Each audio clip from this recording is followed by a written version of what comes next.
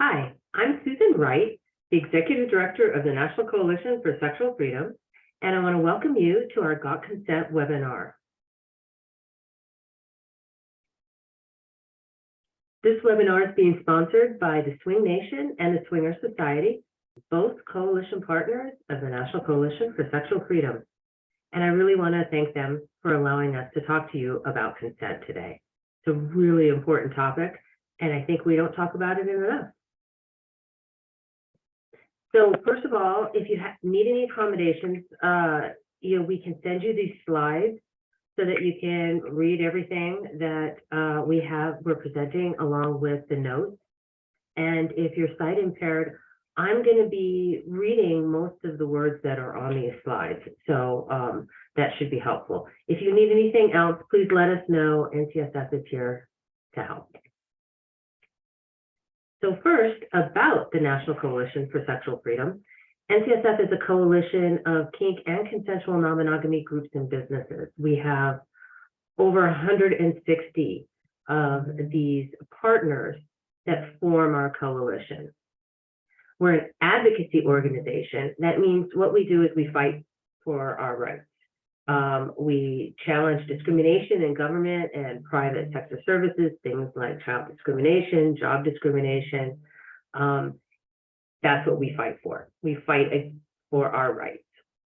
NCSF also provides education about the alt-sex communities for private practices, mental health professionals, as well as local officials and agencies. And we were established in 1997, so we've been doing this for 26 years. Quite a long time. We've made a lot of change, but there's still a lot to do.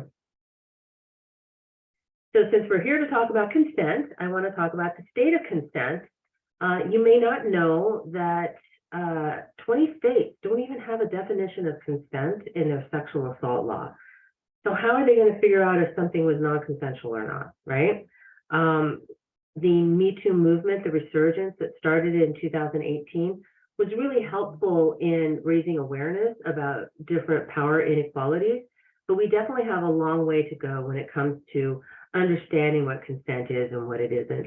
It's not black and white. There is a lot of nuance when it comes to consent. So a consent culture is a culture that's happening in society, in the alt-sex communities, even within a group or an event. And we've had kind of different levels of consent cultures. No means no started out, and that was great. That meant that you didn't have to actually fight back to show that you were not consenting. But then often it means that somebody's already actually been touched before they say no. So they moved to a more affirmative consent model in general, which is yes means yes, which means you ask somebody, you actually talk to somebody and find out if they're okay with any kind of sexual touch. Safe, sane, and consensual was the first kink consent motto, and it really brought into the mix the idea of safer sex and how to make it safer for individuals, how they could choose different things to make it safer for them.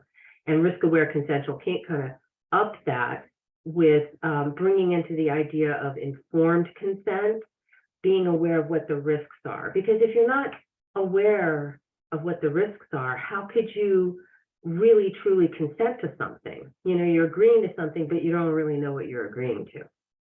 And then explicit prior permission is the latest consent motto that we have. And that came about through NCSF working with the American Law Institute to create a legal framework for consent to kink. And we're going to talk about that in just a little bit. First, I want to talk about consent best practices. And these are, how do you actually put all this into effect in your own life, right? NCSF ended up talking to a number of people by holding consent discussions. We went around the country and, I had kind of a consciousness raising sessions about consent where people would really talk about their own experiences and how it impacted them. And we've also, of course, done the consent surveys and worked with groups to find out what their issues were, as well as taking direct reports from individuals. So through all that work, we've really come up with the consent best practices.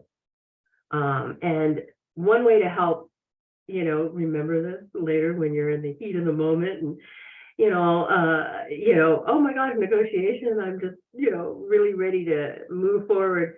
Think of who, what, where, when, why, and how. I mean, this is like 6 questions, not that much, right? We can all do this. So first we start with, who will be involved. It's really important, especially with consensual non-monogamy, because, you have to ask yourself, are you able to consent to who will be involved prior to beginning? We get reports of people who, negotiate with somebody, they go off to, have sexual contact with someone, and then suddenly their partner or their metamor or a friend comes in and gets involved too, as if they're part of the whole negotiation, which they haven't been mentioned, they haven't been part of the negotiation. That's completely non-consensual. So there's nothing worse than, being involved and being excited about something and then suddenly feeling somebody touch you when you're under the idea that you will be asked before you're touched. So it's always good to ask who will be involved, right? What do you want to do, right? Do you understand what exactly is going to be happening here? The other participants that you're with, say if you're with a partner and you decide tonight we're just going to be soft swapping, you want to make sure that everybody involved understands that that's what you're going to be doing. You just say it, hey. And you need to have that discussion with your own partner first. You make sure if you're going out as a unit to play that you're on the same page. Or if you're going out alone and you do have a partner that's not with you, that you're on the same page with that partner as you are with the person that you're going to be playing with. So that's how you understand the boundaries and the desires and what it is that you're going to be doing together, right? So where is it okay to touch or not touch? Part of this is, consenting to one thing doesn't mean you have to consent to anything else. And if you've consented to something in the past, that doesn't mean you're always consenting to something. So it's kind of like, where is it, what's on the table at this point, right? Where are you going to be able to have contact, right? Is it going to just be oral sex? Is it just going to, intercourse and no oral sex, no kissing? I mean, think about that. That when somebody has to kind of wave you off when you're going in for a kiss and everything's going along great, but that just happens to be one of your boundaries, it's so much better just to let somebody know ahead of time that that's a boundary, because that's not something that's intuitive. You have to actually communicate that. And it's also great to ask, may I kiss you? Set that boundary of, I'm going to ask you before I escalate in any way. And I think that helps everybody be on the same page. Very important is, when is there a health issue to discuss? And this includes, do you feel you have enough information to understand any potential risks involved, inform each other about any changes? If you have asthma, it may be very important for a play partner to know where your inhaler is, for example. You need to kind of convey this stuff. And of course, it's very important about STI prevention and pregnancy planning or prevention. It has to be your choice in that. And if your partners are not interested in going along with that, then it's not consensual, right? Because you have to be able to set the limits on your own body. We've heard of things happening where, like stealthing, where people are going along having sex and one of them removes the condom.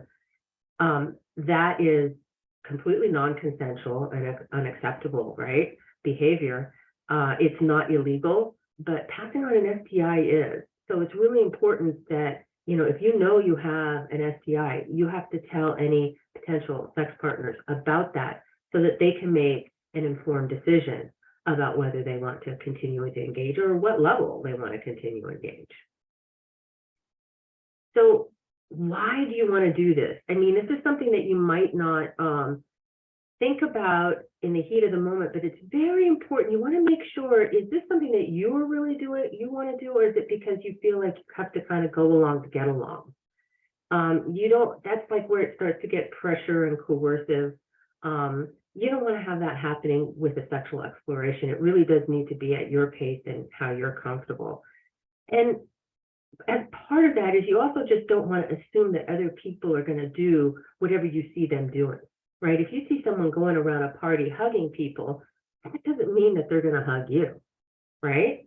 They may have already agreed to this, that this is the level of a relationship that they have with a person. So, going up and being, grabbing somebody's ass or touching them in a way that you've seen them be touched by other people, that's not consent.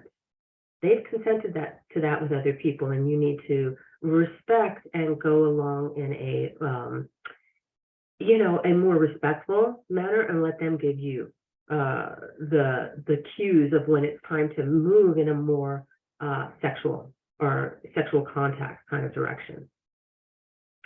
And then finally, how can you stop what's happening? This is really important because sex is not a roller coaster. You don't get on it and then you're on it until the end. And that means from the very beginning, you could start with chatting with people, and you're talking about, oh, we're going to go to this party, and it seems like you're really kind of hitting it off. You might even move to text or even talking. But then once you are right in front of somebody, things might change. It definitely, it's a step up in intensity. The level of interaction has changed. People could maybe just not be feeling it that night or getting the vibe. You can't assume just because things are going along, even if you're there and talking in person, things seem to be going great, you can't assume it's going to go to a certain place. That's the beauty of consensual non-monogamy, is that we're not trying to fit people into preconceived slots. We're creating whatever relationship we can with individuals. So you have to respect and go at a pace where you're not making assumptions, right? So are you free to withdraw prior consent at any time from chatting with somebody, flirting with them, saying, oh yeah, maybe we want to do something, to, actually having some sort of sexual contact? They can still say no at any time.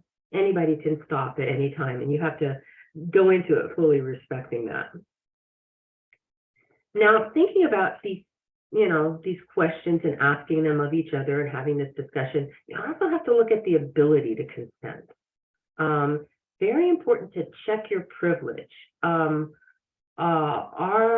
The person that you're talking to could be historically disenfranchised. You could be from a historically more powerful position because of race, nationality, sexual orientation, your gender. And there's also things like, your mental health, your health status, economic status. I mean, there's all sort of inequalities that creep into the system that you may be unaware of. It's very hard to see your own privilege. But one thing you really have to be aware of is, like, kind of influencers, or if you're a group organizer, if you have any kind of power or privilege in the community, you're in a privileged position. Group organizers definitely have more privilege. We see that consent violations happen because people think, oh, this person's way into me, when they're really seeing you as, you're that gatekeeper, you're the key to the kingdom of all this wonderful stuff that they would like to access. And so with privilege comes responsibility. So people who have more privilege need to go slower, make sure you're educating, make sure that you're speaking the same language, and that you're not making assumptions just based on kind of newbie frenzy, somebody coming in and just being kind of starry-eyed about the whole thing. Another part about ability to consent, other than the power inequalities, is you want to make sure people don't have a diminished mental capacity. They're not having a mental health issue. They're not in a crisis situation, really upset, or they're not, like, say, too drunk to drive. Because, if you're too drunk to drive, you're probably too drunk to agree to any kind of sex 2.0, right? You need to be more aware of the risks and more on your game. I know a lot of people have to have a drink or two to relax or to be uninhibited. And there's a big difference between having a drink or two and being too drunk to drive or too drunk to consent. And then also for ability to consent, it's trauma. You know, some people have been violated before, and they can have a really strong reaction to something that you might think is really minor. And that's because they're flashing back to a traumatic event that happened in their lives. And it's bringing up all those emotions, and it can be very overwhelming. And they can freeze. Most often, they go silent. They freeze or they fawn. Oh, yeah. You know, if somebody's not actively engaging with you, like having a back and forth, and you feel like they're looking you right in their eye and they're participating and they're actively there, if it feels like there's a disconnect, there probably is. And that's when you need to withdraw, pull back a little bit. How is everything going? Do we need to slow down a bit here? Should I get you a glass of water? You know, you want to be careful with people that you're new to. And as part of our exploration, that's something to ask about. You know, have you had any trauma in your past? And it can deepen the connection and understanding where people are coming from. So explicit prior permission for consent to kink. This is exciting. This is the new legal framework that NCSF worked on with the American Law Institute. The American Law Institute is kind of this really august body of judges and attorneys, and they create the model law that is taught by law professors, right? And it's often used in briefs. Like when you're having a criminal case, you can introduce a brief and cite the model penal code. And then some states adopt this model penal code. Well, when they were revising the model penal code on sexual assault for the first time since 1962, we worked with them, NCSF worked with them, and helped create this section 213.10, explicit prior permission for the erotic use of force and restraint. And so this is a new legal framework for consent to kink. The reason we did this is because consent is not a defense to assault. That's the way it's been for decades. There's not a single appellate court case in the United States that found that you can consent to BDSM acts. And some of these are really mild acts. They're like using a riding crop on someone or dripping hot wax on them without burning them. So consent is not a defense to assault. Any kind of BDSM activity, even if it was, said, oh, it's consensual, the judge would instruct the jury, consent is not a defense to assault, so you can't even consider if there was consent. You just have to look to see, is this assault, right? And so they took very low-level injuries as something that was serious. Here's our database of consent cases involving BDSM, and this is where all this is established, and the law review articles discuss this. If you really want to look into this, you can. But the good news is that the explicit prior permission is designed to replace this. It's already being introduced in court cases, and where NCSF is working on policy papers so that we can try to get states to adopt this as part of their assault and sexual assault law. So it's a way to determine, well, did consent happen? Because right now we're in this gray area where, you know, even if somebody's assaulted, they try to report it to the police, and the police are like, too often, just like, well, weren't you asking for it, you know? And so there is a real lack of services for people who are kinky when it comes to getting justice. So here's the 5 steps to get explicit prior permission for consent to kink. It's sort of what we already really discussed. It's, you know, you agree to the specific things before you start. Are we doing flogging? Are we doing spanking? And the intensity, you know, are we using hands? Are we using paddles? You have to kind of talk about all that. And that's often what kinky people do. They look at, oh, wow, look at this paddle collection. Okay, how about this one, right? You kind of negotiate that. And you do it before you start. You don't want to, add in things later. The other thing is you have to have a way to stop at any time. And that is our safe word or safe signal. And that's actually now in the model penal code on sexual assault. So, we all need a way to stop if needed, and a safe word is a great way to do it, especially if you're doing kink. You also have to agree on what role play resistance is okay. Some of us like to play where we're, oh no, stop, don't do that, right? If you're gonna do any kind of role play, you need to talk about it beforehand so that's not confused with whatever your safe word is, which is like pineapple, right? And a safe word is a great thing for even if you're exploring consensual non-monogamy, especially if you're doing it with a partner so that you have a way to kind of stop and step away from whatever is happening at any time. And then the last two things is you're of sound mind, you're not too drunk to drive, and you can't seriously injure someone. And this is more adhering to the law of serious physical injury, which is, permanent disfigurement, permanent marks, impairment of a limb or organ, or risking death. So the more extreme things, even with consent, it's under explicit prior permission, it doesn't cover that. So everybody does need an exit strategy. You might hear people try to say that, with consensual non-consent, you can't stop what's happening, you can't safe word, but that's not at all what consensual non-consent is. It was never designed to remove that ability if you need to. I mean, what if you have an asthma attack? What if you need to pee? I mean, like, you have to be able to stop what's happening at any time if you really do need to. And the idea behind consensual non-consent was often, it's just edgier play, more extreme play, things that maybe you were doing to please your top, or you were looking for a catharsis, but anybody can stop what's happening at any time legally. So when negotiating with Kink, you can use the same who, what, where, when, why, and how. One of the things to remember is, where is it okay to touch or not touch?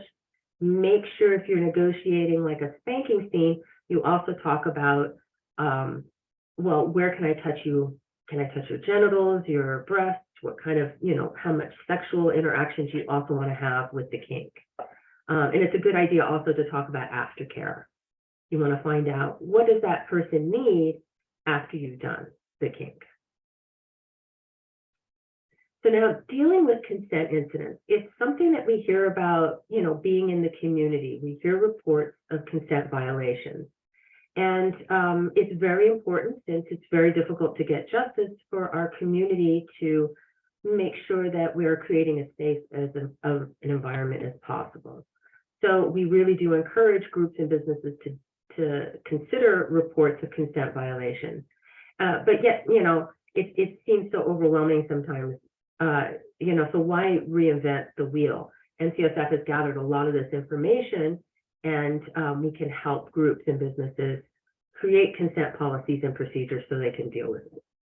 So just an overview of what we can offer. We've got incident reporting and response. If you hear of somebody who has been discriminated against, like child custody issues, job discrimination, or they had a consent violation, send them to NCSF. We help individuals as well as groups and businesses. We refer them to professionals, and we can get them resources that they need. We also have our Kink and Polyamory Aware Professionals Directory. We have nearly 3,000 professionals on this directory that either say they're, kink or polyamory friendly, or they're aware, but at least you can go and see this professional and not have your lifestyle called into question as the issue. For example, if you're seeing a mental health therapist. We also have, mediators and massage therapists. So we have a lot of different professionals on this. Last year, I think we had 33,000 people access this directory for the professionals. And then, of course, we have consent counts, which we've been talking about, which is, educating individuals. We also have a ton of resources. So if you're an influencer, or if you're on social media at all, you can get a lot of resources there under consent counts. This is our resources for groups and clubs and events. We have the sample consent policy, the outing policies and procedures, the trauma pamphlet that I was telling you about. We also talk about liability issues for groups that don't deal with reports of consent violations, because we've seen groups be sued and and it can cause problems with your venue as well. So we also help with how to evaluate these reports. What kind of questions to ask, what things to consider, and then how to deal with it. And NCSF believes that groups are responsible for creating a culture that values consent. And so we really hope that anybody who is, an organizer or a leader within the community, an influencer, that you provide education about consent. We want to help try to prevent incidents by teaching people to be very proactive about talking before they touch, right?